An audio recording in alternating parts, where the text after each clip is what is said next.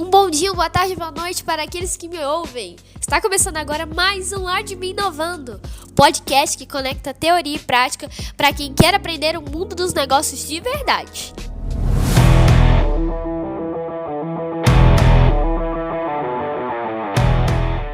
Hoje, a gente vai voltar quase um século no tempo para conhecer a Escola das Relações Humanas, um marco na forma de enxergar o trabalho e as pessoas das organizações. Essa abordagem ela acabou surgindo com base em pesquisas que mudaram a ideia de que o trabalhador é movido apenas por dinheiro. Ela mostrou que o reconhecimento, as relações sociais e um bom clima organizacional acabam trazendo e fazendo toda a diferença no desempenho diário de cada um dos funcionários. E não pense que é uma coisa só do passado. Hoje mesmo, vamos falar de empresas como a Google e a Magazine Luiza que usam os princípios semelhantes a estes. E para essa conversa, temos um time de peso. O senhor Eduardo, que vai nos contar casos práticos de liderança. A Tainá, que vai nos contar como mergulhou nas histórias dessa escola. E a Madu, que vai trazer dados excelentes sobre pesquisas e até críticas para discutirmos. Então prepare-se, vamos falar de história, mas também de práticas que podem transformar o seu ambiente de trabalho hoje e até no futuro. Olá, gente, eu sou a Tainá e sobre a Escola das Relações Humanas, o que ela foi? A Escola das Relações Humanas, ela nasceu como resposta às limitações da escola clássica, que via a empresa como uma máquina e o trabalhador como uma peça substituível.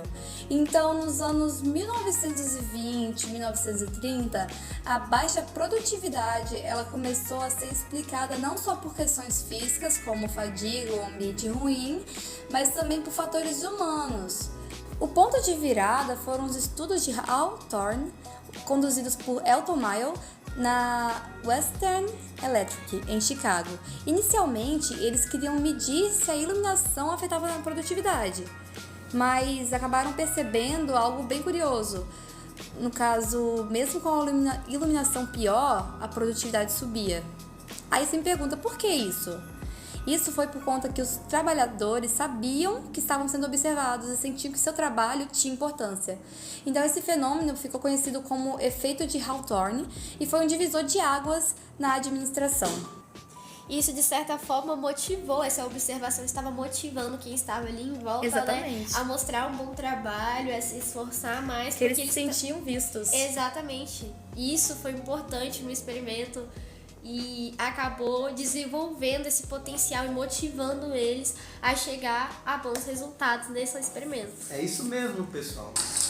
Eduardo, e você nesse meio como alguém ativo no ambiente organizacional, você já viu isso acontecendo na prática? Os resultados eles melhorarem só porque a equipe ela se sente vista, enxergada e mais valorizada com essa visibilidade? Você já sentiu isso em algum momento durante a sua carreira? Já vi muitas vezes. Na minha empresa tínhamos uma equipe com bom salário, mas clima ruim. O problema não era o pagamento, e sim a falta de comunicação e reconhecimento. Começamos a fazer reuniões rápidas no início do dia, a celebrar pequenas conquistas e a criar espaços para bate-papo informal. Sim. Em pouco tempo, o clima mudou e a produtividade subiu cerca de 18% sem alterar os processos. Isso me lembra muito as conclusões de Hawthorne. Às vezes a motivação vem do simples fato de se sentir parte de algo. Realmente. Isso aí, Eduardo, vai criar uma sensação de afiliação, né? De associação. Exatamente, uma família na empresa. Ainda sobre essas ideias de Hawthorne, a gente vai ter também que os estudos deles tiveram 3 fases que foram principais, que foi a primeira fase, que ela aconteceu mais ou menos em 1923, onde eles alteraram a iluminação, como foi falado mais cedo, e eles viram que esse fator social era mais importante que o físico. E a fase 2, que vai um pouquinho mais para frente, em 1927, nessa fase eles permitiram conversas durante o trabalho e a produtividade disparou. E isso acabou quebrando a ideia de que socializar era perda de tempo.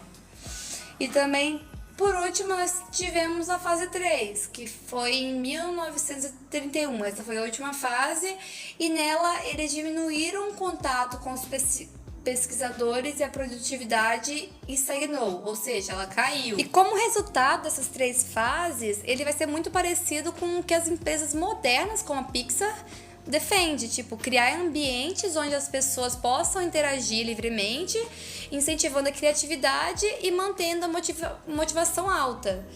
Realmente, Tainá, dessas experiências vieram 4 grandes conclusões. A primeira foi as normas e comportamentos informais que influenciavam diretamente na produtividade.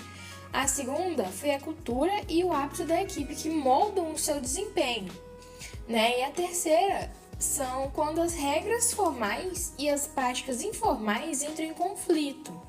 E aí os resultados acabam caindo por conta disso. E em quarto, o gestor precisa entender de gente, não só dos processos, para assim que ele possa estar levando a sua equipe cada vez mais para frente e não deixando com que ela caia e que os seus resultados acabam reduzindo por conta disso. E isso não ficou no passado, né? Pesquisas da Gallup mostram que equipes altamente engajadas têm 23% mais lucro e 81% menos absenteísmo.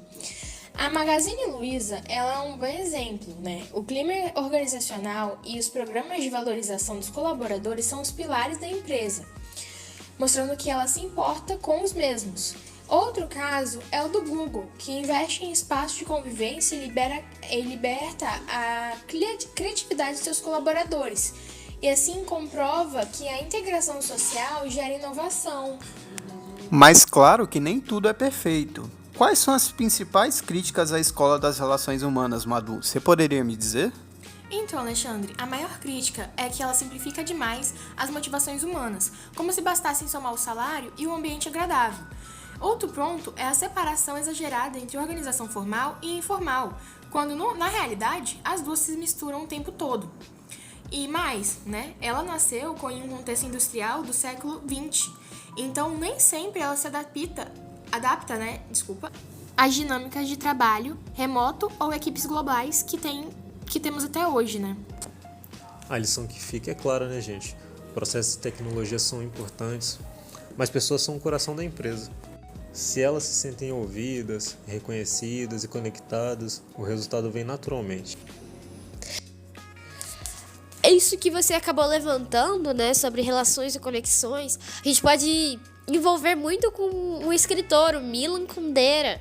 Ele foi um escritor tcheco que escreveu o livro A Imortalidade. Ele tinha um tom meio irônico, usava da introspecção para tratar de escrever seu livro, enfim. E tem uma frase dele que leva muito a esse sentido, que ela fala que é preciso você definir o homem sentimental, não como uma pessoa que experimenta sentimentos, mas como uma pessoa que os valorizou, desde que o sentimento ele seja considerado como um valor. Todo mundo quer experimentá-lo. E como todos nós temos orgulho de nossos valores, é de grande a tentação de exibir os nossos sentimentos. Exato, porque ao exibirmos nossos sentimentos e a gente se sentir ouvido, especialmente por um superior nosso, a gente vai acabar se sentindo muito valorizado, né, nos ambientes corporativos. Isso gera uma autoconfiança ali, querendo ou não, volta ao conceito da motivação. Exatamente.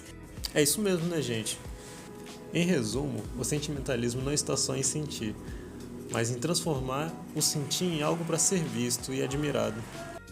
E o que a gente pode deixar para os líderes é a mensagem de que você olhar para sua equipe, além dos números, além dos totais resultados, além do todo, você ter um olhar holístico.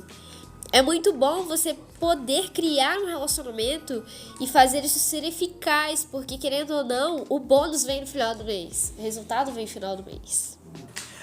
É isso mesmo. Como disse Augusto Cury, o maior líder é aquele que reconhece sua pequenez, extrai força da sua humildade e experiência da sua fragilidade. E com isso, fechamos mais um episódio do Adminovando Cash. Hoje vimos que a Escola das Relações Humanas não é só um capítulo da história, mas uma filosofia de gestão que ainda assim faz sentido no dia de hoje. Se você gostou, compartilhe e continue nos acompanhando. Até a próxima! E fiquem ligados para que não percam os nossos próximos episódios do Admin Inovando Cast, um papo leve que liga você à inovação, às ideias brilhantes e aos fundamentos da administração, que você aprende sem complicação. Um beijo e até mais! Tchau!